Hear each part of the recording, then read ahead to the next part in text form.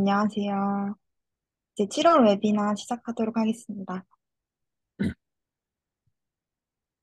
예, 안녕하세요. 저는 하트카운트의 양승준입니다. 오늘 2024년 7월 하트카운트 웨비나 주제는 주제하고 계신 것처럼 LMM 기반 데이터 도구가 어디까지 왔나라는 주제로 오늘 1시간 정도 이야기를 하게 될 것 같아요. 그래서 그 전체 순서는 발표 자료를 한 15분 정도 말씀드릴 것 같아요. 그리고 시연 순서일 텐데 저희 하드카운트 이제 그 커뮤니티에 보시면 이전에 LMM 관련해서 사실은 웨비나가 몇 번 있었고 그중에 그래도 약간 어떤 마일스톤스러운 웨비나가 올해 1월에 있었던 2024년 뭐 데이터 앤 AI 트렌드 분석이라는 주제였었고 이때 이제는 개별 툴에 막 천착하기보다는 어떤 직업으로서 LMM이 미칠 영향들을 뭐 이제 직업군 같은 것들 중심으로 많이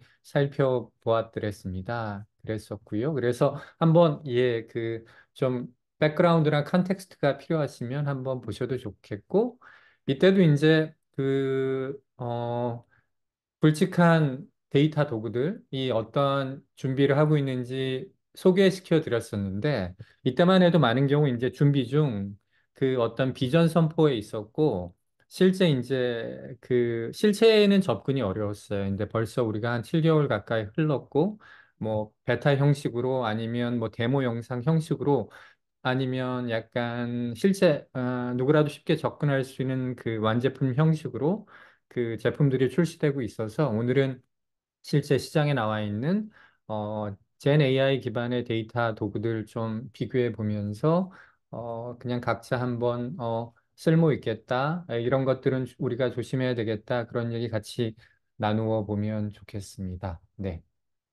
그리고 그래서 이 블로그는 뭐냐면 이따 시연할 때 제가 좀 객관적으로 시연하기 위해서 좀 질문들을 좀 미리 이렇게 좀 뽑아놓은 것들이라 이따 한번 다시 이 블로그로 돌아오도록 하겠고 발표를 슬라이드로 먼저 시작할게요. 그냥 좀 AI가 생겼다고, 젠 AI가 생겼다고, 데이터 분석이 자동으로 된다고 해서 이제 우리가 분석이라는 어떤 잡 또는 분석이라는 하위 태스크들을 생각을 했을 때 새로운 일이 생기는 게 아니고 기존에 해야 됐던 일들이 쉬워지고 빨라지고 생산적으로 이루어져야 되는 거라 지금 이제 데이터로 실무자 관점에서 그 질문에 답하는 일. 그게 결국 실무자가 데이터로 문제 해결, 프로블럼 솔빙 한다는 것은 주어진 질문에 데이터 그라운디드 답변을 하는 것일 텐데, 거기에 대한 뭐 기본적인 하나의 뭐 대표적인 어떤 그 장면이 될 것 같아요. 그래서, 보스가 이번 분기 매출 추이가 어떻게 되죠라는 평범한 질문하면, 그 데이터 팀한테 해당 데이터 받아와서 보고서 주면 반드시 추가 질문이 있죠. 왜 이번 분기 매출이 툭 떨어졌나요? 그러면 떨어진 원인을 알기 위해서 이제 본인이 갖고 있는 몇 가지 가설 중심으로 뭐 고객, 지역, 제품군으로 뽑아주세요 해서 또 보고서 작성해서 드리면 또 추가 질문이 있겠죠. 혹시 이게 어떤 운에 의한 변화인가요? 아니면 진짜 아니면 계절적 패턴을 반영한 변화인가요? 그러려면 그 과거 좀 더 2년치 데이터를 봐야 될 수도 있겠고, 이러한 데이터에 접근하는 문제, 그리고 거기서 인사이트를 뽑는 것과 관련한 애로사항들이 있습니다. 그래서 전통적 데이터 도구들이 모든 그 데이터 도구를 파는 업체들은 다 똑같은 구호를 가지고 있지 않습니까? 뭐 데이터 민주화, 타임 투 인사이트, 인사이트를 빨리 뽑을 수 있다, 액셔너블 인사이트 이 얘기는 15년, 20년 전부터 했던 얘기인데 그 문제가 아직 풀리고 있지 않고 두 가지 문제로 환원하면 데이터 접근의 문제 그리고 질문에 대해서 데이터에 정확하고 빠르게 그 최적의 데이터가 답할 수 있는 최고의 답을 뽑는 일이 지금 현재의 데이터 도구가 해결하고 있지 못하고 그래서 이걸 약간 좀 구조화해서 다시 살펴보면 약간 그 코딩이 좀 헤비한 툴들이 있고 그리고 논 코드 프리에 가까운 툴들이 있는데 시퀄 같은 것들은 굉장히 코드 헤비한 툴이고, 시퀄의 그 실무자 관점에서 시퀄의 어떤 혜택이라는 것은 데이터 접근일 것이고, 그리고 BI 대시보드가 있을 텐데, 이건 역시 그 단순히 셀프 서브로 대시보드를 만들고 그 대시보드를 소비하는 입장이 아니라 대시보드를 구성하려면 사실은 SQL도 알아야 되고 그렇게 그 데이터 엔지니어링, 그 트랜스포메이션 등 좀 만만한 일은 아닙니다. 그래서 제가 이 부분은 약간 코딩이 필요한 영역이라고 생각을 했었고, BI의 대시보드의 현재 어떤 그 주요한 역할은 지표 모니터링이라고 생각해요. 그래서 이 부분에 있어서 그 페인 포인트는 질문 관련 데이터셋에 접근이 힘들다. 불가능하다는 게 아니라 시간이 걸리고 수고로움이 있고 아쉬운 소리를 해야 된다. 그리고 지표와 관련된 그 수많은 추가 질문들, 롱테일 질문도 있고 그 숏 헤드 질문들이 있는데 그러니까 아주 자주 FAQ 같은 자주 묻는 질문들은 결국에는 대시보드의 차트로 반영되게 되겠지만 롱테일 질문들 그러니까 무수한 그때그때 질문들에 대해서는 또 그때그때 또 데이터를 추출해서 그 답변해야 되는 그런 수고스러움이 있습니다. 그리고 뒷단으로 가면 파이썬 R 써서 노트북 작성하는 것들 뭐 시티즌 데이터 사이언티스트 하면서 한때 뭐 실무자들이 파이썬 R 배우는 것이 약간 그 유행이었고 좀 뭐 사그라든 것 같아요. 그리고 시거카 도구, 엑셀 뭐 이렇게 있고 이런 자유도 높은 툴을 썼을 때는 사실은 그냥 단순히 뭐 하나의 정답이 딱 정해져 있는 어떤 그런 요약 분석을 하기 위해서가 아니라 인사이트를 발견하고 지식을 생산해서 보고서 형태로 담아서 다른 사람 설득하고 조직 내 긍정적 변화를 위해서 하는 일들일 텐데 이때 이제 제 경험에 의하면 좀 두 가지 큰 문제가 있는 것 같아요. 하나는 도메인에 따라 다르겠지만 이제 많은 도메인에 있어서 경영 지표의 변화와 관련된 질문들이 많은데 이때 경영 지표 변화에 영향을 준 어떤 그 현실의 변화가 데이터에 반영돼서 지표로 변형된 경우와 그냥 운에 의해서 출렁인 경우가 있는데 이 두 가지를 구분하는 게 참 어려운 것 같아요. 그리고 운에 의해서 출렁인 게 아니라 어떤 도도한 저저한 어떤 그 현실의 변화가 시그널로서 데이터에 잡힌 거라면 그것을 캡처해서 빠르게 응대하고 우리 제도를 바꾸고 액션을 취해야 되는데 그런 것들을 캐치하는데 진짜 어려움이 있습니다. 근데 이것을 찾는 것은 불가능한 일은 아니라고 보는 것이 이제 결국 데이터가 답할 수 있는 최적의 답이 이론적으로 존재하는데 거기까지 닿는 일이 좀 만만치 않은 것 같아요. 그리고 그냥 왜 어떻게와 관련된 그 하나의 질문이 없는 그런 하나의 정답이 없는 질문에 대한 보고서를 작성했을 때 이때도 이제 많은 어려움이 있죠. 그래서 그 LMM과 데이터 분석의 자동화로가 이제 진정한 어떤 지식 생산이 되려면 몇 가지 문제가 해결해야 되는데 먼저 이제 그냥 단답형 질문인 경우에는 현재의 상용 LMM 도구들이 많이 그 근접하고 있고 실제 자기가 좀그 조심스럽게 접근한다면 분명히 생산성에 도움이 될 수 있을 것 같아요. 그래서 이 부분은 이제 그 뭐 왼편 아래에 보시는 것처럼 최근 2년간 월별 매출을 뭐 카테고리와 지역별로 뽑아줘 하면 이게 LMM이라는 것이 자연어를 코딩으로 바꾸는 것, 특히 이제 파이썬, SQL이라는 것은 데이터베이스의 언어인데 그것들을 고찰하기 때문에 그 SQL의 어떤 문법, 스키마에 익숙하지 않더라도 가능한 일이다. 다만 제가 여기에 이제 단답형 질문이 잘 되려면 시멘틱 레이어가 필요하다고 했는데 그것은 결국 DB의 언어와 사람의 언어가 다르기 때문에 그것을 매핑할 수 있는 그러한 것들이 별도의 어떤 레이어로서 메타데이터로 존재해서 우리가 그 LMM에 SQL을 만들어줘 할 프롬프팅을 만들 때 그 부가적인 어떤 컨텍스트 정보로 전달이 되어야 될 것 같아요. 그리고 이때 이제 가치라는 것은 데이터 접근의 문제, 그리고 셀프 서브 애널리틱 문제가 어느 정도 해결이 되는 것이고, 여전히 좀 한계라기보다는 이제 해결해야 될 문제는 정확하지 못한 답변을 좀 그 내뱉는 경우가 있다. 하지만 이 부분은 사실은 그 생산성의 문제고, 아까 제가 어려운 문제지 이게 불가능한 문제는 아니라고 했거든요. 그러니까 실무자들이 뭐 대단한 분석 지식이 없더라도 해낼 수 있는 문제인데 번거롭고 아쉬운 소리를 해야 되는 부분이라면 정말 자기가 이 기술이 없었더라면 하지 못할 일을 해내는 것이 진짜 가치 창출일 텐데 그게 이제 저는 지식 생산, 특히 이제 데이터에 기반한 지식 생산으로 나아가야 된다고 보고 그래서 이번 달 매출이 떨어진 원인과 개선 방안에 대한 보고서 작성해줘 했을 때 그 답변이 그 데이터로 답변할 수 있는 최적의 보고서가 자동으로 만들어져야 되고 그것이 결국엔 세상이 원하는 기술이 아닐까 그런 생각이 듭니다. 그래서 오른쪽에 그 지식 생산과 관련해서 필요한 기술은 그 분석적 추론 과정에 대한 지원이 필요하고 제가 여기에 이제 AI 에이전트와 프로그래매틱 이렇게 두 가지를 썼는데 간단히 말씀드리면 다음 장에서도 말씀드리겠지만 그 다음 장에 말씀드릴게요. 이 부분은 AGI 에이전트와 프로그래매틱 방식의 어떤 차이점, 그리고 오차없는 차트 해석이 필요하고, 그러니까 스토캐스틱이라는 것은 이제 LMM이 확률적 방식으로 작동하기 때문에 그 오류의 답변이 분명히 존재하는 것이고, 차트의 해석이라는 것은 하나의 정답이 있기 때문에 확정적으로 작동해야 되는 것이라 이런 부분은 그 요즘에 얘기하는 그 리액트라는 그 AI 에이전트 모델에서 이 액트라는 부분이 행동한다는 게 별게 아니라 어떤 툴에다가 그러니까 분석 전문 툴에다가 요청을 해서 확정적인 그 답변을 얻는다는 부분인데 그래서 데이터에 대한 어떤 확정적 하나의 올바른 방식이 있는 분석인 경우에는 이런 확률적 어프로치가 아니라 확정적으로 작동하는 어떤 로직이 갖추어진 어떤 알고리즘 기계 툴한테 그 좀 의존을 해야 되지 않나?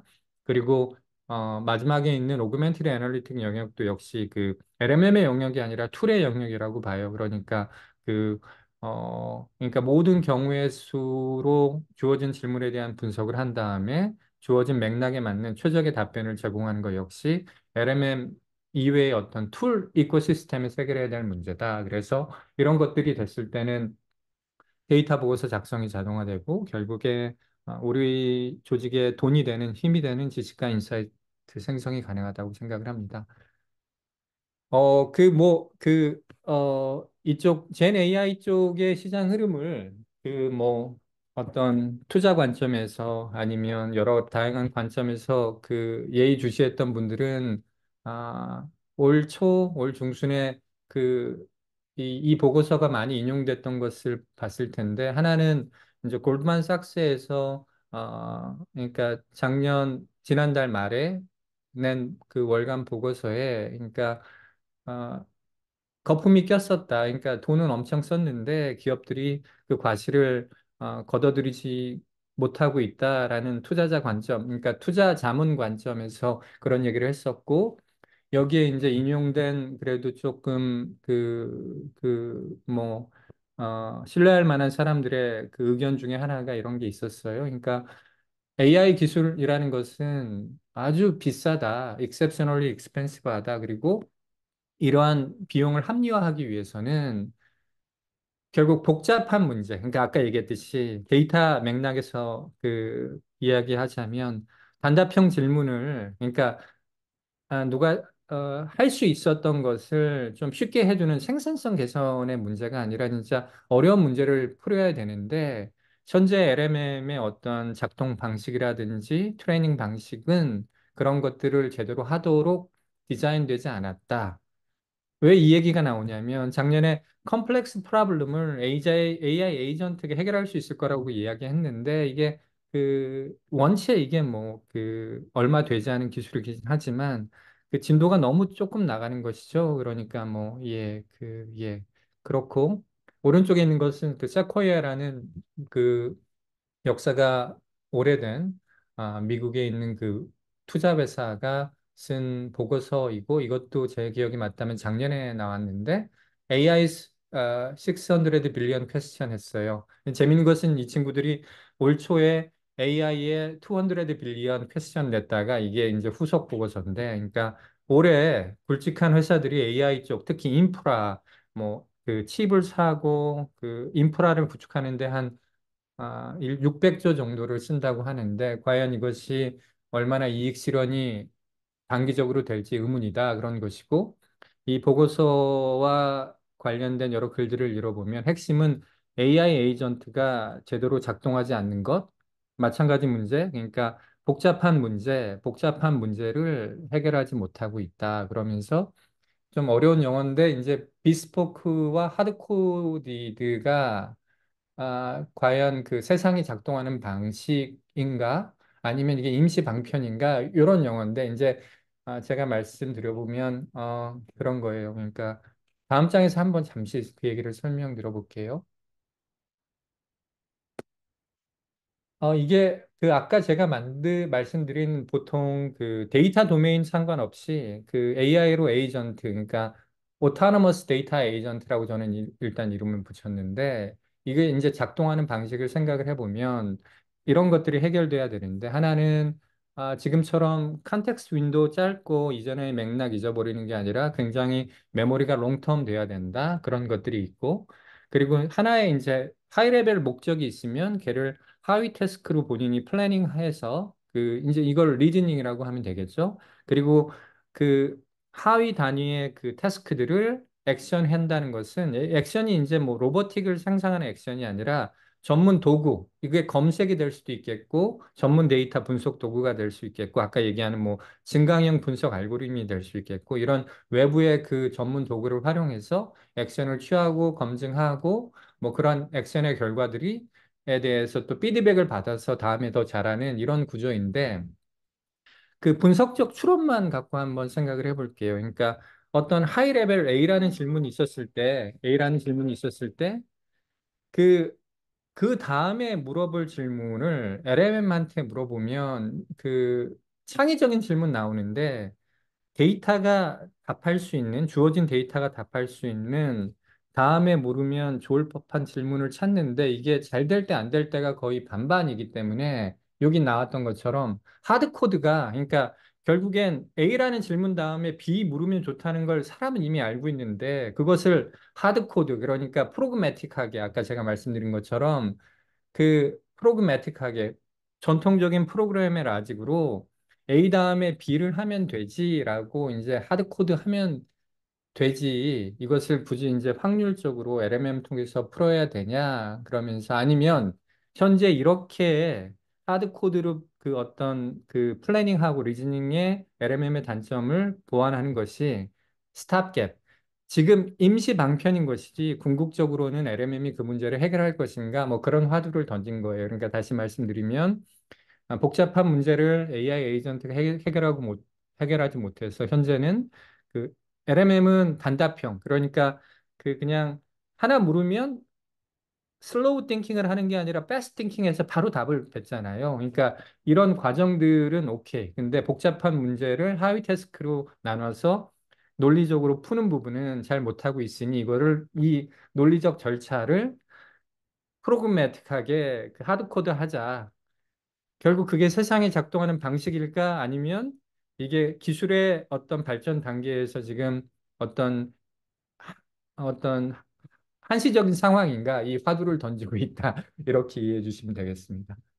그래서 그 젠 AI를 활용한 데이터 도구들을 그러니까 현재 시점에서 그냥 가감 없이 좀 보여드리려고 하는데 아까 말씀드린 것처럼 이 그 차트를 보시면 단답형 질문과 관련된 도구들이 있고 복잡한 질문과 관련된 몇 가지 시도들이 있어요. 그래서 단답형 질문은 BI 쪽, SQL 쪽 보면 대시보드 자동화하는 도구들 있고요. 그러니까 파워 BI 쪽에 코파일럿 포 파워 BI라는 거 있고 구글에서도 빅쿼리 데이터 캔버스 그리고 루커에서도 제미나이 연동한 것들 그런 것들이 있고 잠시 후에 시연 세션에 실제 시연을 할 수도 있고 아니면 그 관련된 영상을 보여드릴 수도 있을 것 같고 데이터 브릭스라는 유명한 데이터 플랫폼 회사죠. 스노우플레이크랑 약간 대비되는 회사인데 여기도 최근에 AI BI 진이라는 제품을 만들었습니다. 근데 대동소이합니다. 그리고 이런 대시보드 자동화 쪽에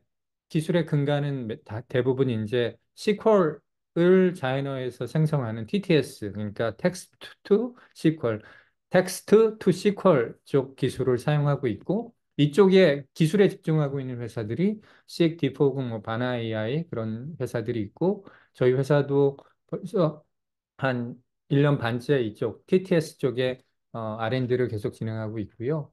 그리고 이제 데이터 시각화 쪽은 태블로가 아인슈타인 코파일럿 그 베타 버전을 그 출시해서 이것도 역시 이따 좀 이따 동영상 보여드릴 예정이고 엑셀 코파일럿은 워낙 그 사실은 그 너무 못한다는 얘기 있고 실질도 못하고 있어서 뭐 여기서 그냥 구색을 갖추기 위해서 언급은 했지만 일단 시연회에서 보여드리지는 않을 예정이고 그리고 아주 범용 대여화형 분석 툴로서 그 챗 GPT가 있는 것이고 오늘 시연회 보여드릴 비즐리 저는 이제 이 비즐리 말고도 그 한 대여섯 가지 그래도 그 상용 출시한 이런 유사한 도구가 있는데 비즐리가 그나마 제일 잘 작동해서 이것을 오늘 대표적인 대화형 분석 도구로 보여드릴 예정이에요. 그리고 복잡한 질문, 아까 제가 이제 지식 생산 그 관련된 어떤 시도들을 하고 있는 것이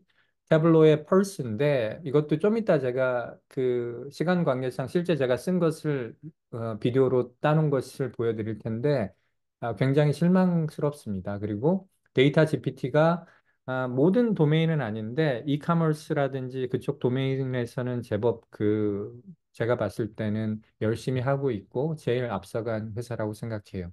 그리고 저희 회사 역시 그 이쪽 그 지식 생산 쪽에 어떤 젠 AI와 아까 얘기했던 내부의 기존의 자체 알고리즘 통해서 그런 과정을 자동화하기 위해서 노력을 하고 있습니다.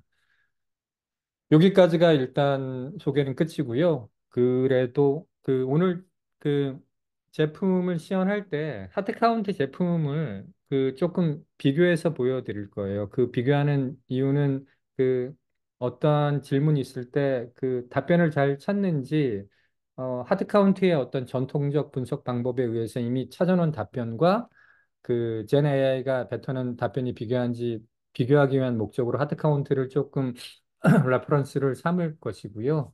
저희 제품에 대해서 아주 간단히만 기능을 소개해 드리면 저희 제품은 일단은 그 데이터 질문 답변 자동화 기술과 관련한 네 가지 기능이 있는데 그 기능을 그냥 하나하나 살펴볼게요. 먼저 이제 아까 말씀드린 것처럼 TTS라는 기능이 있고, 그러니까 자연어 질문을 SQL로 바꿔주는 기능이 있고, 현재 이 기능은 엔드 유저 툴단에 뽑아놓지 않고 그 SQL 에디터라는 그 내부 기능 쪽에 뽑아놨어요. 그 이유는 여전히 그 정확하지 않은 SQL을 뽑았을 때 SQL을 아는 사람은 그 SQL을 드래프트라고 생각하고 그걸 검증하고 수정할 수 있지만 저 SQL을 보여주는 과정 없이 최종 결과만 보여줬을 때 그 결과를 개런티 못하기 때문에 TTS는 지금 어떤 업체들은 90% 정확도라고 얘기하고 있지만 필드에서 실제 진지하게 복잡한 문제를 TTS로 풀려고 하는 사람들은 여전히 정확도가 60% 정도라고 이야기하고 있어요. 그래서 이 부분은 분명히 유용한 기술이지만 아직은 100%그 정확도를 담보 못하는 기능이다. 이렇게 이해해 주시면 되겠고 B2A는 저희가 이제 대시보드에서 차트를 보다가 추가 질문이 있으면 바로 그 추가 질문에 답변할 수 있는 그런 기능이라고 보시면 되겠고, 다이얼로그는 저희가 갖고 있는 그 자체 사실은 대화형 분석 엔진입니다. 그 LMM을 쓰지 않고, 그러니까 아까 말씀드린 확률적 답변을 하는 게 아니라 디터미니스틱 답변을 하기 위한 자체 언어 모델로 그 대화형 분석을 하는 저희 제품 기능이 있고, 시그널은 그 지표 변화와 관련된 그 운에 의한 변화와 그 현실의 어떤 그 주목할 만한 변화를 구분해서 알려주는 그런 기능을 가지고 있다. 그 정도로 말씀을 드리겠고, 그래서 이제 저희도 이제 그 지식 생산 쪽에 한 걸음 더 가까이 가기 위해서 어떤 준비를 하고 있냐면, 현재는 어떤 질문이 있었을 때 차트와 테이블과 팩트를 아주 정확하게 뽑고, 그 다음 질문을 추천해서 그 가이디드 애널리틱 전이, 그러니까 분석적 추론 과정을 도와주는 기능은 이미 가지고 있는데, 올해 연말에 얘를 보고서 형식으로 전향해서 내년 1분기에는 상반기에는 어떤 걸 생각하고 있냐면 이미의 데이터셋이 주어졌을 때 그 데이터셋과 가장 잘 어울리는 보고서 템플릿 또는 이미 만들어 오는 보고서 템플릿을 가지고 자동으로 보고서가 쫙 작성되는 것들을 기억하고 있습니다. 그리고 그 이후에는 아까 약간 더 AI 에이전트식으로 이 보고서에 담긴 내용을 여러 가지 주변의 환경 또는 여러 가지 그 좀 세니티 체크를 해야 된다고 할까요? 그러니까 스스로 어, 예상되는 질문들, 윅 포인트들을 이렇게 좀 발굴해내서 그 좀 크리티컬 띵킹을 도와줄 수 있도록 그런 기능도 계획하고 있습니다. 네, 그래서 여기까지 그 발표 자료를 통한 발표를 마치겠습니다. 얘는 내리겠고요. 시간은 26분이니까 예, 괜찮을 것 같습니다. 어, 이렇게 볼게요. 일단은 이런 식으로 진행하려고 해요. 먼저 아까 이제 제가 데이터 접근, 확보. 그러니까, 아, TTS라고 했던, 그러니까 DB의 언어와 사람의 언어가 다르고 문법도 다르고 해서 그 접근이 굉장히 힘들었는데 그 부분을 자동화하는 거 먼저 한번 보여드리고, 디포그라는 툴. 그러니까 예전에 이 회사랑 저희가 이제 협력을 하다가 약간 좀 가는 방향이 달라서 좀 헤어졌었는데 디포그 쪽에 있는 공개된 어떤 툴 데모 환경을 통해서 활용을 해보고 저희 하드 카운트 쪽에서 TTS 작동하는 것도 한번 보여드리겠습니다. 그리고 몇 가지 아까 말씀드렸던 그 기존의 BI와 관련된 뭐 아인슈타인 코파일럿 포 태블릿이라든지 그런 것들 툴 대표적인 거 한 세네 가지 보여드릴 예정이고 우리가 이제 EDA라고 하는 그러니까 자유도 높은 어떤 분석과 관련해서 매출 데이터셋 가지고 챗 GPT 쪽 한번 보여드릴 것이고 하드 카운트 보여드리는 이유는 얘가 정확한 답변하는지 비교하기 위한 용도일 거예요. 그래서 대표적인 질문들 뽑아놨었고 시간이 가능하다면 번외로 간단한 데이터 모델링 하는 것도 해보겠고 끝으로 약간 왜에 대한 질문 그래서 어떤 매출이 뚝 떨어졌을 때 그 요인을 잘 찾는지를 하드 카운트랑 비즐리 같이 해볼 것이고 태블러 펄스라는 것이 이 용도로 만든 도구인데 그것이 어느 정도 수준인지 한번 예 진행해 보겠습니다. 누가 손을 들었는데 한번 볼까요? 예. 사드리님, 제가 뭐 사용자 피드백은 뭐 바로바로 확인은 못할 것 같은데 혹시 뭐 예 기술적인 문제가 있으면 알려주십시오. 네.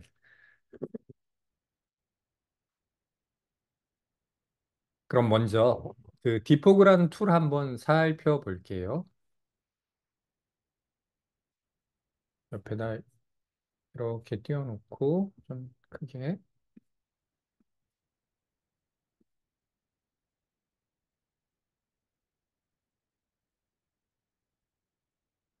샘플 질문은 제가 미리 뽑아놓은 걸 이렇게 펼쳐놓겠습니다. 일단은 얘네들이 제공하고 있는 샘플 데이터셋이 이제 제조 쪽, 매출 쪽인데 제가 매출 쪽 할게요. 그리고 본인들이 CSV를 업로드 할 수 있는데 뭐 사실은 이 TTS라는 게 하나의 플랫한 데이터셋, 엑셀 파일이 아니라 스키마와 조인 ERD 좀 이렇게 복잡한 구조에서 얼마나 그 관계성을 잘 찾아내는가를 아는 것이 중요하기 때문에 이렇게 뭐 CSV를 올려서 되는 것을 테스트하는 것은 큰 의미가 없다고 보고요. 셀즈를 선택해 볼게요. 그러면 테이블이 어떤 게 있는지 그냥 간단히 한번 살펴보면 일단은 매출 테이블에 보면 뭐 얼마에 팔았는지 어떤 물건을 팔았는지 티켓을 판 것 같아요. 누가 샀는지 몇 개 팔렸는지 그런 게 있고 바이어 쪽 테이블에는 이 사람이 누구인지 그리고 이런 것들이 있어요. 이게 뭐 스포츠를 좋아하는지 뭐 콘서트를 좋아하는지 클래시컬을 좋아하는지 이런 불린형 사용자의 취향과 관련된 정보들이 쭉 있고요. 이벤트라는 것은 얘네들이 티켓 판매 데이터니까 어떤 이벤트가 있었는지 뭐 그런 것들, 메뉴는 장소, 그리고 셀러는 뭐 티켓이 이제 뭐 판매 대리했던 그 업체겠죠. 그러니까 티켓을 판매한 쪽 그런 게 정보가 있네요. 셀러 그런 정보들이 있고, 예. 리스팅, 뭐 이런 정보들이 있습니다. 그리고 카테고리라는 것은 어떤 티켓에 대한 카테고리가 될 것 같고요. 이 정도 스키마가 있을 때 얘네들이 그 어떤 ER들은 제공하고 있지 않지만 이 테이블 가지고 한번 질문을 해볼게요. 그래서 제가 이렇게 물어볼게요. 아, 그러니까 Who are the top five ticket seller and show the result table with seller 했어요. 그러니까 티켓 가장 많이 판 곳이 어디냐 테이블로 알려달라 했더니 정확히 나오는 거 확인할 수 있겠고요. 이렇게 제가 그 잘못했네요. 이렇게 다시 질문해 볼게요. 뭐까지 물어봤냐면 판매자 이름과 실제 판 티켓의 수량과 총 판매까지 알려줘. 이렇게 물어보겠습니다. 네, 그러면 판매자 이름, 판매한 수량, 그리고 총 그 판매량 뭐 이렇게 나오는 거 볼 수 있고 그 아까 불린이라는 것은 이제 yes, no 그런 바이너리 값을 갖는 것인데 스포츠를 좋아하냐라는 어떤 그 바이어의 필드가 있었는데 제가 이렇게 물어볼게요. 그러니까 스포츠 팬이 그 다른 사람들보다 더 많은 티켓을 구매했니? 했더니 이렇게 좀 엉뚱한 답이 나왔죠. 그죠? 그래서 다시 한번 질문을 고쳐서 물어볼게요. 어떻게 더 구체적으로 스포츠 팬이 다른 구매자보다 더 많은 티켓을 샀나요? 했더니 예, 이렇게 false true로 나오죠. 그러니까 그 false라는 것은 아까 그 스포츠를 좋아한다가 false니까 좋아하지 않는 사람, 좋아하는 사람. 당연히 그 좋아하지 않는 사람들이 더 많이 샀겠고요. 아무튼 그 제가 이것을 보여주고 싶었던 것은 그 이게 TTS라는 것이 과연 어떤 식으로 작동하는지 이 공개된 툴이 이렇게 많지 않아서 직접 해보라고 이제 소개해 드리는 의도도 있었고 질문을 굉장히 구체적으로 하지 않으면 이 TTS라는 것이 굉장히 위험하고 특히 이제 디포그가 의도적으로 그렇게 했는지 모르겠지만 SQL을 중간 과정을 보여주지 않으니까 이게 정확한 그 SQL이 짜여졌는지 좀 알기 어려운 부분이 있습니다. 그래서 이번에는 저희 쪽에서 한번 동일한 그 TTS 작동하는 것을 보여줄게요. 저희 제품이라고 해서 그 정확도가 뭐 엄청 높고 그런 것은 절대 아닙니다. 그냥 다만 그 어떤 식으로 작동하는지 좀 더 감을 잡기 위해서 보여드리겠습니다. 아까 말씀드린 것처럼 저희는 TTS를 이 차트 에디터 쪽에 심어놨고 어드벤처 웍스라는 그 스키마를 가지고 그 동일한 작업을 해볼게요. 어드벤처 웍스는 그 마이크로소프트에서 공개한 데이터베이스고 여러 가지 테이블로 구성되어 있는데 뭐 스키마를 간단히 보면 이렇습니다. 그러니까 뭐 그 제품과 관련된 테이블이 있고 그리고 매출과 관련된 테이블이 있고 고객과 관련된 테이블이 있고 그리고 어떤 제품 카테고리, 섭 카테고리 이렇게 각각의 테이블들이 전통적인 이제 DB 설계에서는 이렇게 비정규화를 하거든요. 비정규화를 한다는 얘기는 물리적으로 테이블 공간, 디스크 공간을 최소화하기 위해서 그 중복 값이 들어가지 않도록 그 차원들을 다 잘게 쪼개고 이쪽 세일즈 쪽에다가 이제 트랜잭션 정보를 넣고 트랜잭션에다가는 상품과 관련해서는 아이디만 내는 거예요. 그래서 이 조인해야지 상품과 관련된 구체적인 정보가 알 수 있도록 하는 것이고 이 정도면 정말 뭐 깔끔한 스키마인 것이고요. 그래서 이런 스키마를 갖고 있는 DB에 대해서 제가 그 마찬가지로 질문을 몇 개 해보겠습니다. 네. 어디 갔지? 네, 여기 있죠? 네. 이렇게 한번 물어볼게요. 그러니까 아, 판매 수익은 주문 수량 곱하기 제품 가격이야. 판매 수익이 높은 국가 6개 알려줘. 이렇게 질문을 해볼게요.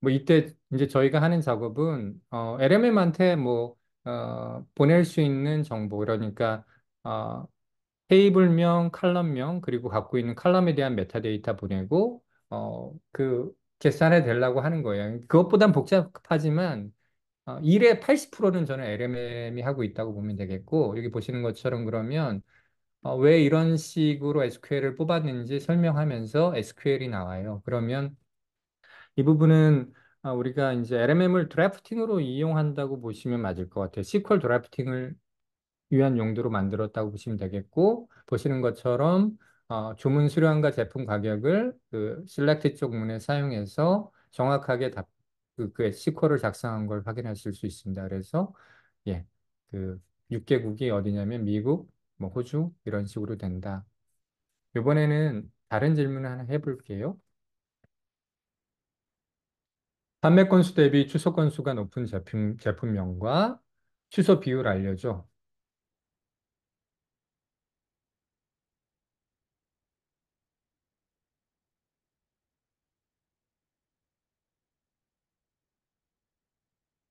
참고로 저희는 이제 오픈 AI 쪽에 터보 쓰고 있고 바로 여기 나왔네요.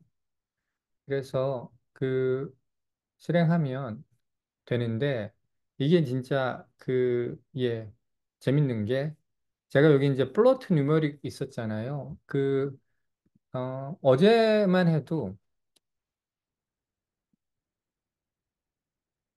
얘를 표시하지 않았어요. 그래서 다 0이 나왔는데 무슨 얘기냐면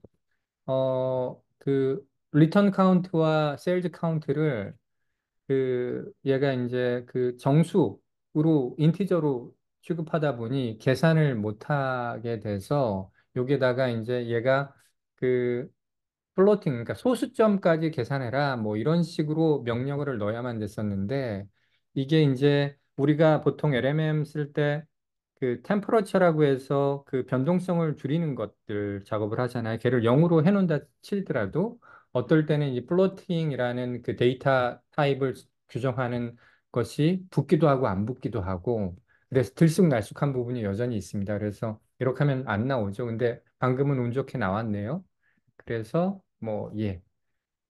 그래서 사실은 아까 안 나왔다고 가정을 하고 그 다음 질문이 있었는데 이렇게 좀 더 구체적으로 취소 비율은 소수점 두째 자리까지 보여줘 하면 그제서야 잘하더라. 그런 걸 보여주려고 했는데 그 평소와 다르게 또 잘해서 예, 당황스럽네요. 그렇습니다. TTS 부분은 이 정도로 보여드리겠고요.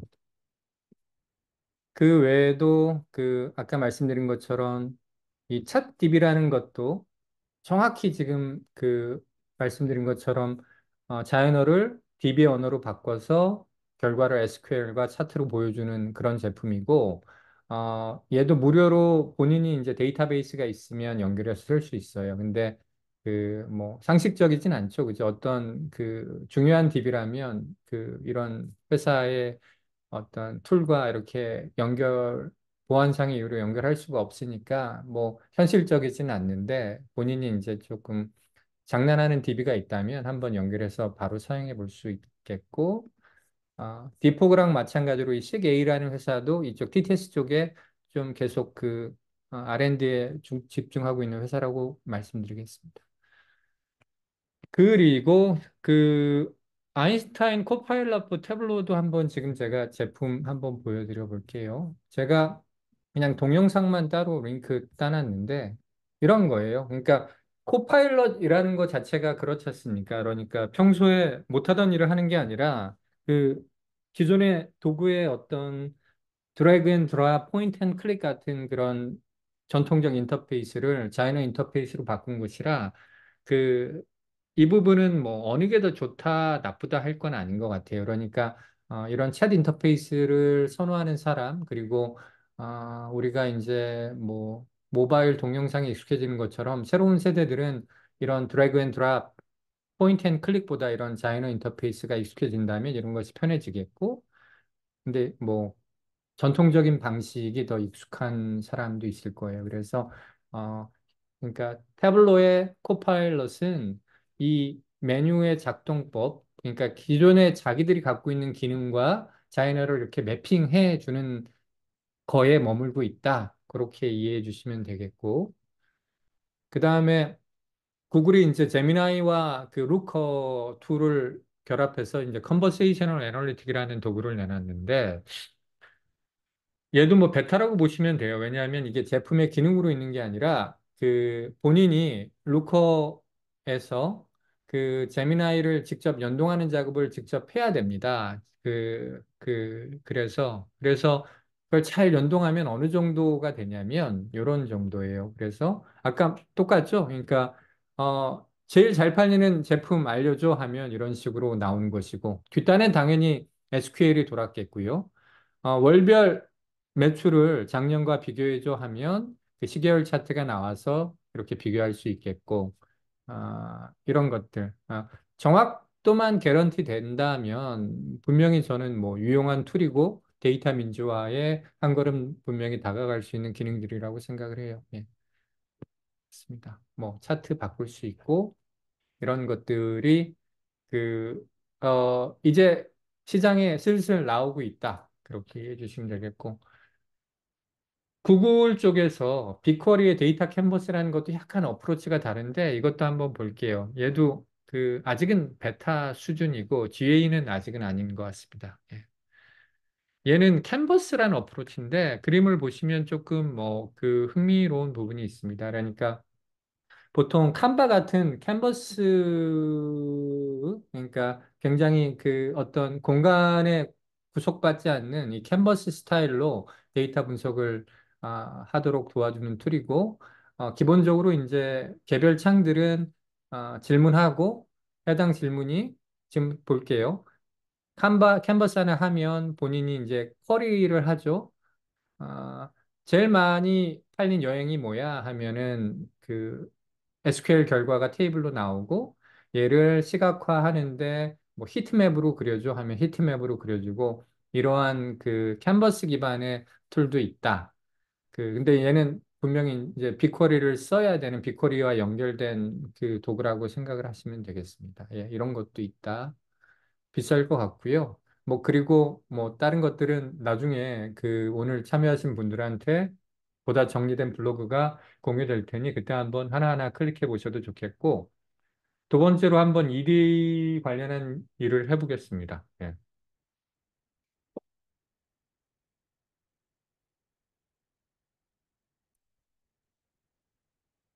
일이라는 것은 기본적으로 그렇지 않습니까? 그러니까 문법이 있는 거예요. 그래서 오늘 EDA에 활용할 데이터셋은 그 슈퍼스토어 데이터셋이고 그 슈퍼스토어 데이터셋 갖고 그 캐글에 여러 가지 분석이 있는데 그냥 제가 공정성을 기하기 위해서 캐글에서 투표 가장 많이 받은 이 노트북의 질문을 가지고 왔어요. 그래서 쪽에 보면 보통 EDA라는 것이 결국 과거의 EDA가 아니라 모던 EDA라고 하면 많은 경우 시각화 기법을 쓰기 때문에 시각화의 문법을 벗어날 수 없어요. 그 얘기 무슨 얘기냐면 Y축의 숫자고 X축의 범주고 Y축의 숫자고 X축의 숫자고 Y축의 숫자인데 X축의 시계열이고 뭐 이런 몇 가지 그 조합에 대해서 질문을 하는 것들이라 요 그러니까 통상적인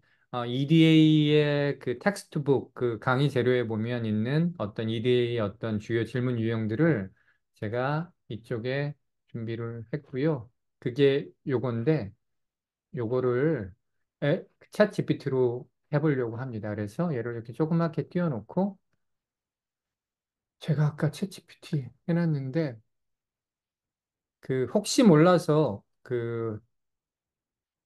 혹시 몰랐다는 얘기는 챗 GPT가 또 변덕스럽게 작동할까 봐 좀, 어, 몇 가지 어저께 미리 해놓은 것도 있는데 그래도 좀 현장성을 기하기 위해서 제가 처음부터 한번 해볼게요. 그래서 어디 갔나? 파일, 채팅.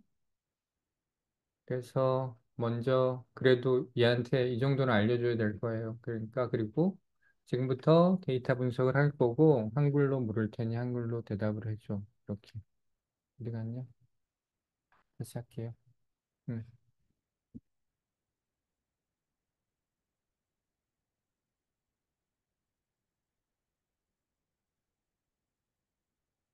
네. 그리고 데이터셋은 그 매출 데이터셋 올릴게요. CSV로 올리면 더 잘 올려서 이런 매출 데이터셋이에요. 그러니까 어, 어떤 제품을 누구한테 얼마에 몇 개 그런 걸 팔았다, 언제 팔았다 그런 아주 그 클래식한 그 매출 데이터라고 보시면 되겠고 얘를 갖다 놓고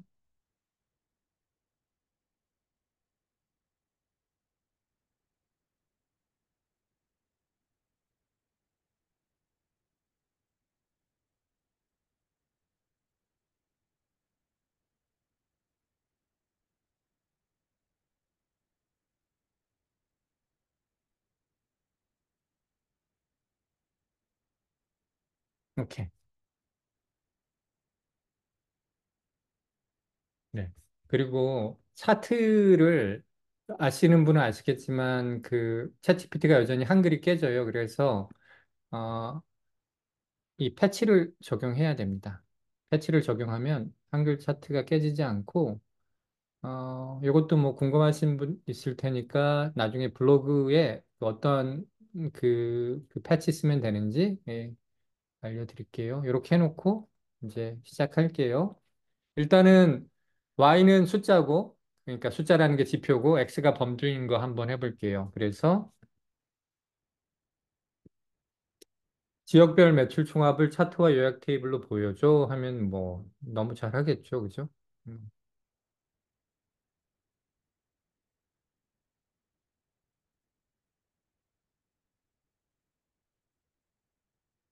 그, 이 정도 속도로 계속 답하게 되면 지금 너무 현장에 없는 분들 지루하실 것 같아서 미리 해놨던 걸 봐야 될 수도 있을 것 같은데, 예,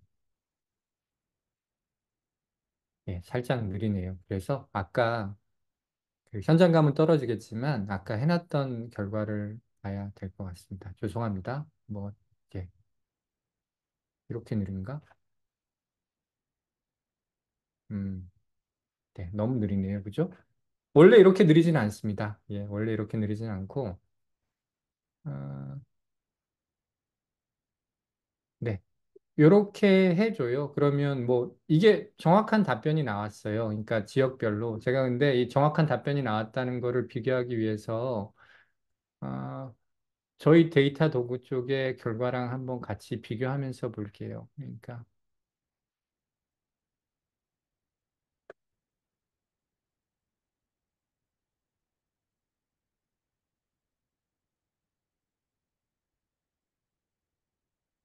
매출을 지역별로 한번 쪼개 볼게요. 그래서 어, 총합으로 해서 하면 뭐 수도권 110 뭐 맞고요. 강원도 보면 3호 뭐 다 정확히 했죠. 뭐 이걸 틀렸을 일은 없을 것 같고. 그 다음인데 그 지역별 매출 분포를 차트로 시각해줘. 아웃라이어에 대한 정보도 알려줘 하면 이제 이런 식으로 그림을 그려줍니다. 보시면 이때는 한글 패치가 이제 잘 안 됐을 텐데 이런 식으로 분포를 그려줘요. 그리고 아웃라이어에 대한 정보를 이렇게 레코드별로 이렇게 알려줍니다. 그러니까 그 어, 레코드에 대한 개별 레코드를 이렇게 알려줘요. 그래서 제가 이제 한글 패치를 다시 하고 다시 했더니 그제서야 이제 한글이 나오고 아웃라이어에 대한 정보는 바뀐 게 없다고 하는데 제가 한번 똑같은 걸 해볼게요. 지금 매출을 선택하고 이 아웃라이어들을 보면 이런 것들이 이제 아웃라이어들이잖아요. 그죠? 이런 아웃라이어들인데 여기 보시면 전라도 쪽에 팔았던 아웃라이어가 있었고 뭐 수도권인 경우에도 이런 아웃라이어들이 있고 보시면 정확히는 이제 박스 플롯으로 표현했을 때 이 진하게 표현된 애들이 다 아웃라이어일 텐데 제가 아웃라이어의 경우 이제 레코드 번호도 알려줘 했더니 이 레코드 번호가 아니라 이제 그 원본 데이터에 있던 레코드 번호가 아니라 그냥 그 자기가 그냥 일련 번호를 좀 알려줘서 원본 데이터에 있던 몇 번째 레코드인지는 조금 알기가 어려웠어요. 하지만 뭐 이것도 그 정말 잘 물으면 원하는 답을 얻을 수는 있다. 근데 이제 제가 하고 싶은 얘기는 이제 좀 묻는 과정이 너무 잘 묻는 것이 너무 어렵다. 뭐 그런 생각이 여전히 들고 주문일에 따른 매출 추이 보여줘 했더니 당연히 이렇게 잘 보여주는데 그 시간 인터벌을 봤더니 일로 한 것 같아서 제가 어떻게 했냐면 시간 인터벌을 원로에서 다시 보여줘 했더니 이렇게 원로에서 잘 보여줬어요. 예. 뭐 동일한 차트 저희 쪽에서도 해보면 매출을 주문일로 해서 타임 그레인을 원로 하고 아마 이쪽에 색상이 포함돼서 그럴 텐데 아마 그럼 뭐 똑같은 그림이 거의 나왔죠, 그죠? 양쪽이 이쪽 똑같은 그림이 나왔고 그 이 시계열 차트를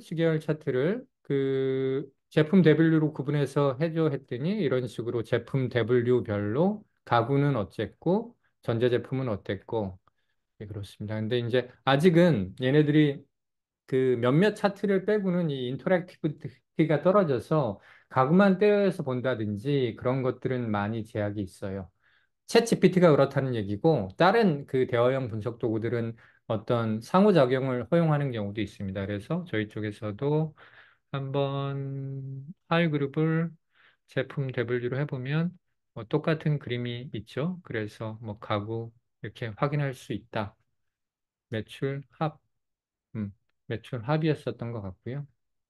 그리고 다시 원래대로 돌아오면 이게 이제 다음 분석 주제랑도 연결이 되긴 하는데 저는 이제 이 데이터셋이 이제 2014년 9월에서 10월에 매출이 되게 훅 떨어진 것을 알아서 한번 물어봤어요. 그래서 2014년 10월에서 9월 매출이 급감했는데 그 주된 요인이 뭐니 했더니 어, 가구, 사무용품, 전자제품이 이렇게 감소 증가했다고 나왔어요. 그래서 그 내용을 한번 제가 확인을 해볼 텐데 어, 여기에서 이제 수동으로도 한번 분석을 해 볼게요, 제가. 그래서 어떻게 할 거냐면, 그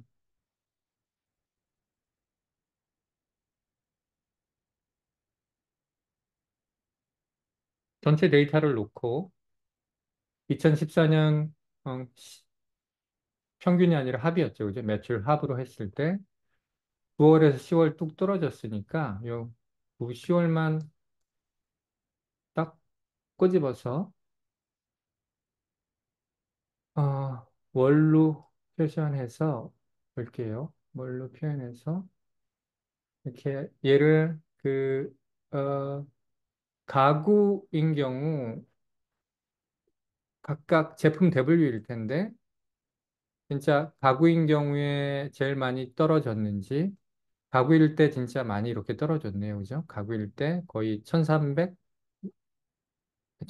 정도 떨어졌고 사무용품, 전자제품은 오히려 증가했고 보시면 전자제품 증가했고 맞죠? 근데 이제 얘를 쪽에서 볼 수 있는 가설 또는 차원이 제품 W만 있는 거 아니지 않습니까? 소분류도 있고 심지어는 변수의 조합도 있지 않습니까? 그래서 지역별 제품 대비율을 볼 수도 있고, 그래서 제가 이렇게 물었어요. 다른 모든 범주형 변수와 이 변수의 조합을 사용해서 매출이 급감한 이유를 찾아줄래 했더니 조금 사실은 해석하기가 좀 너무 어려웠었습니다. 그래서 이 내용은 아직은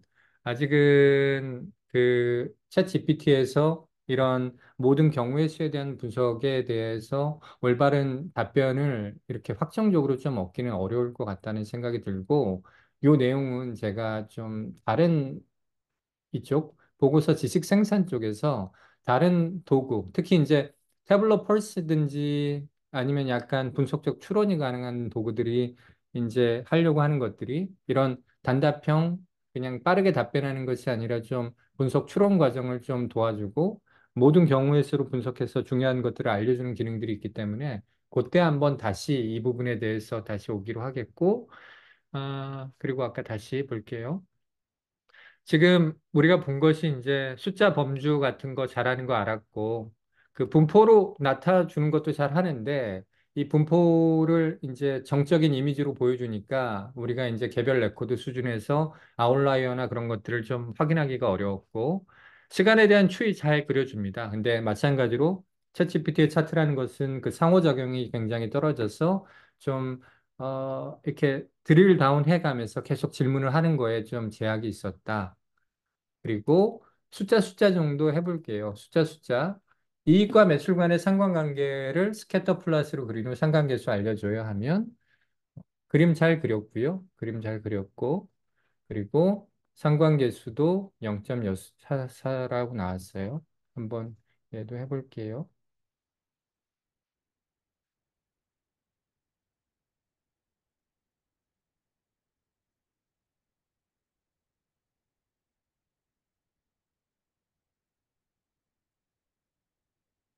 0.44 맞죠? 그러니까 이게 올 초만 해도 되게 잘 못했어요. 근데 이제는 그 정확하게 하는 부분은 뭐 어느 정도 그러니까 조금 더 신뢰도가 올라갔다. 저는 그런 생각이 들고 그 다음번은 제가 이제 회귀 분석을 수행했는데 이게 이제 제가 이거보다는 제가 다른 케이스로 한번 말씀을 드려볼게요. 그러니까 정교한 모델을 챗GPT로 하는 건 말이 안 되지 않습니까? 근데 이제 조금 그 어떤 모델링 하고 싶은 욕심이 있을 수도 있을 텐데 그때 아직은 챗GPT로 그 좀 모델링을 한다는 것은 아주 기본적인 모형조차도 조금 그 찰떡같이 알아듣지 못하는 경우가 좀 있었어요. 그래서 그 부분을 제가 뭘로 할 거냐면 아까 말씀드린 것처럼 그 분류 모형 하나 만드는 것을 한번 해보려고 해요. 무슨 얘기냐면 여러분들이 너무 익숙히 잘 아시는 그 타이타닉 데이터셋 가지고 생존자와 그 사망자의 분류 모형을 만드는 것을 해보려고 하고 있고 한번 요번에도 한번 직접 그 라이브로 한번 해보려고 시도를 하겠고 만약에 시간이 걸리는 것 같으면 제가 미리 해놨던 결과 다시 한번 보도록 하겠습니다. 이렇게 하고요. 그 데이터셋 한번 제가 올려볼게요.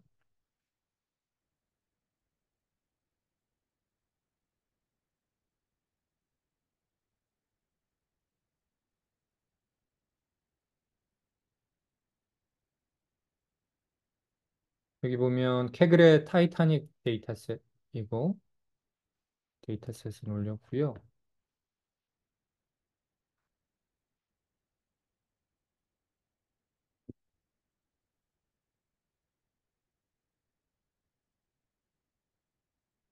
네.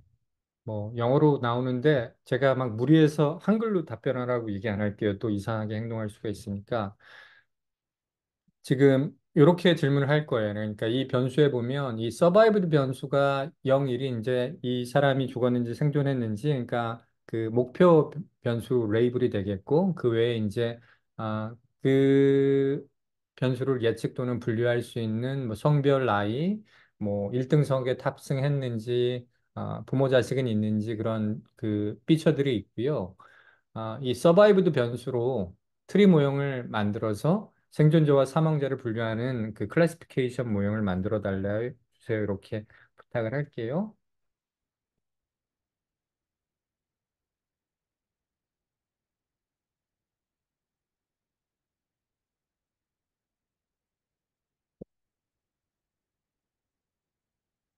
네. 네. 그래도 나왔네요. 그러면 뭐 좀 어려운 얘기들이 나옵니다. 어려운 얘기들이 나오고 일단 모형은 만들었으니까 그 사실은 우리는 그 실무 맥락에서는 이 모형을 예측해 쓰는 게 아니라 그 좀 현실을 이해하고 싶은 거잖아요. 그러니까 사망자의 특성이 뭐지? 또는 그 생존자의 주된 특성이 뭐지?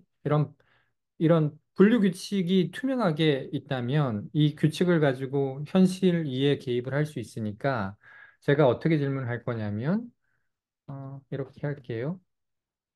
한글로 답변해 달라고 할게요. 한글로. 답변해 주세요. 이렇게 물었어요. 크림 모형에 있는 생존자 규칙, 분류 규칙을 가장 정확도가 높은 것들 중심으로 재현율과 함께 알려주세요. 재현율이라는 것은 여기 나온 리콜, 그러니까 해당 규칙으로 얼마나 많은 그 생존자들을 아우를 수 있나, 뭐 그런 뜻인데, 보통 이제 분류 모형이 이 정확도와 리콜, 재현율 두 가지로 이제 측정을 한다고 보시면 되겠습니다. 그럼 이렇게 나왔어요.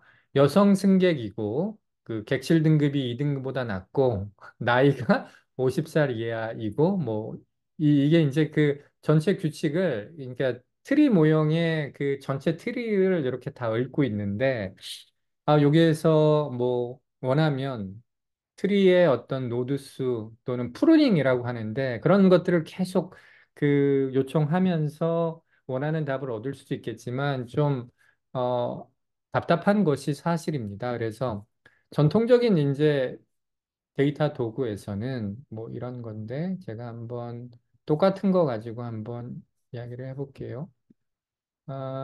이쪽에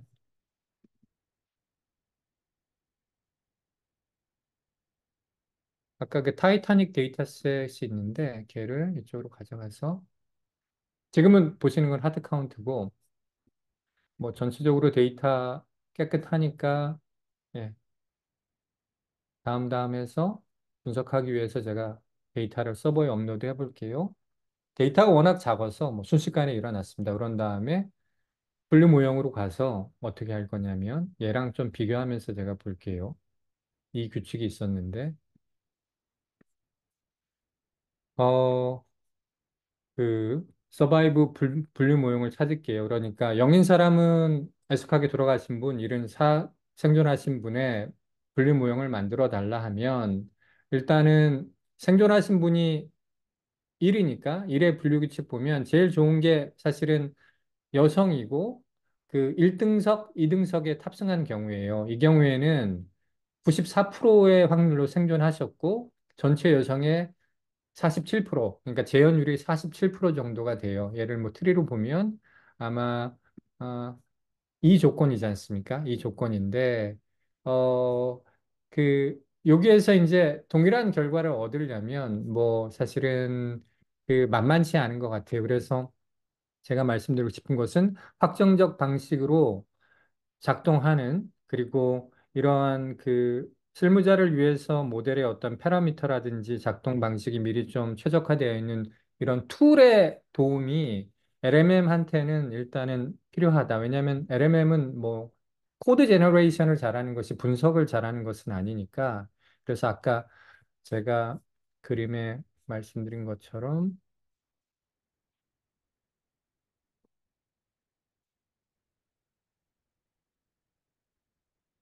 여기에서 그 액션을 잘하려면 이 외부의 툴들이 필요한데 결국 그런 것이 이제 데이터에 특화된 툴과 LMM이 결합됐을 때 얘가 그래도 에이전트라고 불릴 만한 데이터 맥락에서 행동을 하지 않을까 그런 생각을 하고 있습니다. 그리고 시간은 이제 거의 다 되어 가고 있고, 제가 한 3분 정도가 오바됐는데, 한 5분만 더 마지막 이 보고서 지식 생산과 관련해서 빠르게 이야기 드릴게요. 5분은 더 걸릴 것 같아요. 4시 10분까지 끝내겠습니다. 태블로의 펄스의 녹화 영상을 제가 한번 빠르게 볼 텐데, 이런 거예요. 태블로의 펄스라는 것은 태블로가 이제 홈페이지 가보시면 알겠지만 태블로 AI라고 하면서 미는 기능 중에 하나가 이제 태블로의 펄스인데 얘는 그 무료로 체험할 수 있게 되어 있어요. 그래서 저도 그 무료로 세팅을 해서 한번 사용해 봤었는데 이런 겁니다. 자, 전체 화면으로 볼게요. 제가 얘는 미리 만들어 놓은 거예요. 그러니까 그 슈퍼스토어 아까 보여드린 매출 데이터의 영문 버전을 가지고 그 펄스를 만들어 놨고 펄스라는 거 이해하시겠지만 시계열에 따른 어떤 지표의 흐름이 있었을 때 그중에서 주요한 시그널을 찾겠다는 얘기고요. 보시면 이런 기본적으로 이런 세팅을 하게 돼 있어요. 그래서 자기가 모니터링할 지표, 매저가 이제 매트릭이라는 건데 매출을 선택하고 타임 디멘션이라는 것은 그 이제 시계열적으로 사용할 변수가 뭔가 그리고 비교할 기간이 현재는 프라이어 피리어드밖에 안 되더라고요. 사실은 바로 직전 기간하고도 비교하고 싶고 그럴 텐데 현재는 동월 전원하고 비교가 되고 밑에 있는 옵션들은 뭐냐면 그 지표의 변화를 분석할 변수들을 미리 사용자가 찝게 돼 있어요. 그러니까 범주라든지 지역이라든지 그런 것들을 미리 정의하게 돼 있고, 그 다음에는 이런 네 가지 관점에서 한다고 하는데 이게 잘 작동을 하지 않아요. 무슨 얘기냐면, 지표 변화에 가장 큰 영향을 준 것, 그리고 어떤 뭐 의외성이 있는 것, 뭐 그런 것들을 찾아준다고 하는데 이렇게 생각보다 잘 찾지는 못하더라고요. 그래서 이렇게 그 컨피그레이션을 끝내면 이런 식으로 나와요. 그래서 지표가 이렇게 변화하고 있다. 뭐, 그건 뭐 대단한 인사이트는 아닌 것 같고요. 예. 그리고 작년 동기간 비교해서 좀 올랐다. 그런 다음에 이런 샘플 질문들이 나오는데 얘는 아까 그 저희가 데퍼니션 할 때, 그러니까 펄스를 컨피그레이션 할 때 지정했던 변수들이에요. 그러니까 섭 카테고리, 하위 카테고리, 세그먼트 이런 것들로 주로 비교해 달라고 부탁을 해서 섭 카테고리별로 보면 해당 기간에 뭐가 제일 많이 팔렸는지, 그러니까 그 뭐 전 기간 대비 몇 프로나 증가했는지 그런 것들을 보여주고 있습니다. 브레이크다운 가도 똑같고요. 그러니까 세그먼트별로 그 해당 기간의 매출을 드릴 다운해서 보고, 어, 네, 뭐 동어 반복인 것 같아요. 그래서 그, 네. 태블로에 대한 이야기는 솔직히 조심스럽습니다. 예, 저희가, 근데 이제 뭐 이렇게 실망스러웠다고 솔직히 말씀드릴 수밖에 없고, 저희 쪽에 또 보시면, 동일한 데이터 가지고 저희가 그 펄스 같은 기능을 구현해 놓은 게 있어요. 예를 들면 이런 건데, 아까, 아, 우리 2014년 9월, 10월 떨어졌었는데, 왜 떨어졌는지 궁금하지 않습니까? 그래서 기준어를 2024년 10월로 놓고 제가 적용을 해보면 이게 뭐 되게 AI스럽지는 않지만 결국 궁금한 정보는 여기 다 있는 거거든요. 그래서 증감률 기준에서 제일 감소가 컸던 것들은 고객 분류 개인일 때 제일 감소가 컸고, 증감 절대 액순으로 증감률 수준에서는 뭐 100% 줄은 애들도 있고, 절대액에서 혹시 증가세에서 감소세로 전환된 애가 있나 하면 지역이 전라도일 때 증가세에서 감소세로 증가했다 뭐 이런 것들을 좀 자동으로 찾아주는 기능이 있는데 얘를 그래도 아까 말씀 약속했던 것처럼 비즐이라는 툴을 통해서 한번 해볼게요. 이 툴이고요. 그 마찬가지로 제가 매출 데이터를 가지고 할 텐데 비즐리가 그래도 한글을 제법 잘 그 지원하고 있습니다. 그래서 한글 데이터셋을 가지고 사용을 해보겠습니다. 세일즈 데이터이고요. 그 CSV 매출 데이터 CSV로 해볼게요.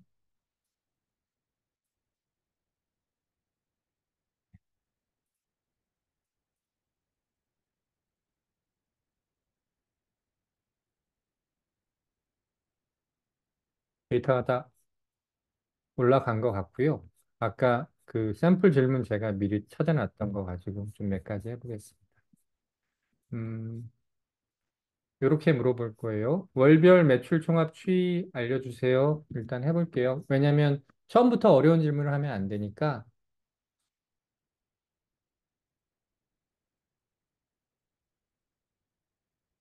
참고로 비즐리는 이게 이제 저는 유료 버전을 쓰고 있는데 데모를 보여드리기 위해서 무료로도 일정 기간 동안은 좀 쓸 수 있는 것 같으니까 예, 뭐 예, 이렇게 잘 보여주고 있죠. 그리고 얘는 그 시각화에 어느 정도 인터랙티비티도 가능한 것 같고 보시면 아까 우리 봤던 것처럼 2014년 5월, 6월, 7월, 8월, 9월, 10월 뚝 떨어진 거 거기에 대한 질문을 제가 다시 해볼게요. 2014년 10월에 2014년 9월 대비 매출이 급감했는데 급감한 원인을 알려주세요. 이렇게 물어보겠습니다.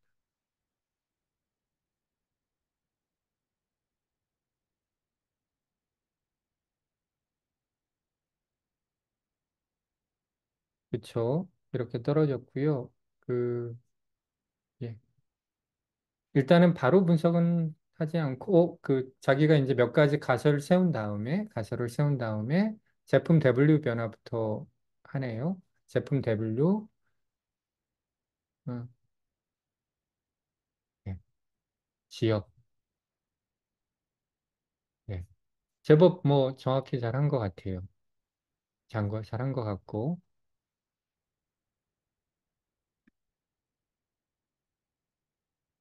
네, 한 번 더 제가 구체적인 질문을 해볼게요. 지역 변수를 써서 매출 차이가 가장 큰 조건을 알려주세요. 이렇게 물어볼게요.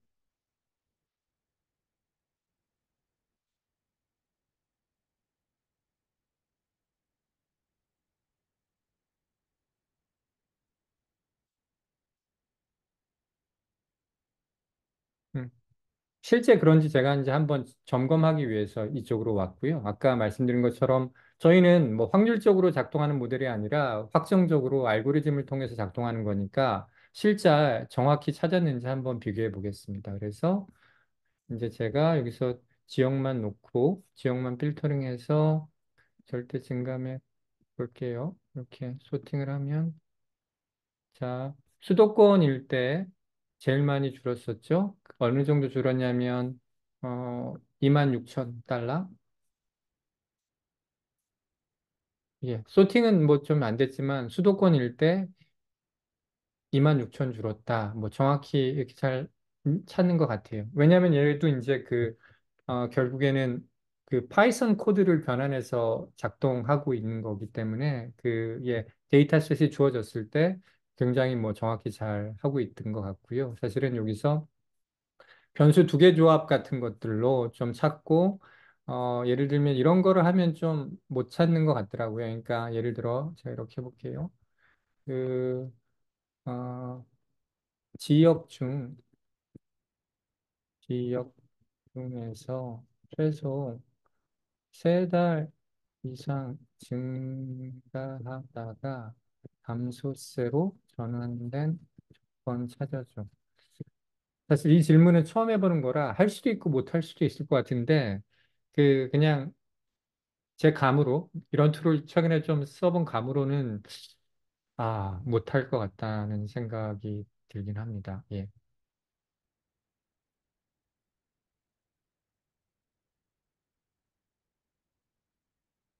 정답은 제가 한번 미리 좀 찾아볼게요. 제가 여기서 증가세에서 감소세로 된 걸 이렇게 해서 지역별로는 전라도였거든요. 그러니까 전라도가 계속 쭉쭉쭉 증가하다가 감소했는데 얘를 찾아주면 놀라울 거는 같습니다.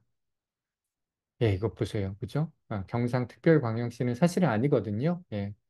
그래서, 아, 그, 복잡한 질문을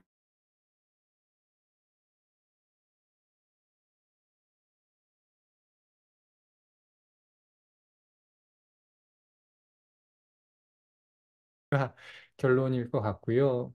근데, 어, 이제 우리 6개월 정도 지났고, 또 이제 연말에는 또 어떤 변화가 있을지는 잘 모르겠습니다. 그래서 아직은 좀 조심스럽게 이런 도구들 접근하셨으면 좋겠고, 그렇다고 해서 아직은 상용 상황에서 LMM만으로 데이터 분석을 하기는 어렵고, 분명히 이제 아까 말씀드린 것처럼 전통적 도구가 어떤 도구로서 작동하고 LMM이 어떤 자연어 이해 또는 어떤 창의적인 질문을 뽑는다든지 그런 쪽으로 얼마든지 좀 활용될 수 있지 않을까 그런 생각을 해봤습니다.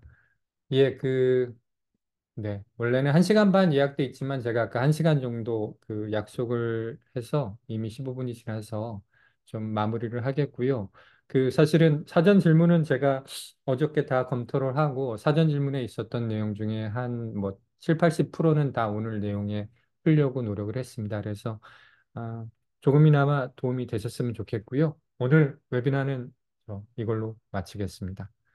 네, 그리고 하드카운트 홍보하자면 이 하드카운트라고 치시면 그, 그 하드카운트 도구도 무료로 쓰실 수 있고 아니면 이쪽에 커뮤니티 쪽 와보시면 아까 보여드린 뭐 여러 가지 유용한 블로그들도 많이 있고 구글로 쉽게 로그인 하셔서 이런 기능들 제가 보여드리지는 않았는데 저희 AI 분석 기능 다이얼로그라고 해서 이런 대화형 분석 기능도 있어요. 그런 것들도 쉽게 쓰실 수 있으니까 무료로 쓰실 수 있으니까 한번 예, 써보셔도 좋겠습니다. 그래서 그 구글에서 하드 카운트 치고 구글로 무료 가입 한번 해보셔도 좋겠습니다.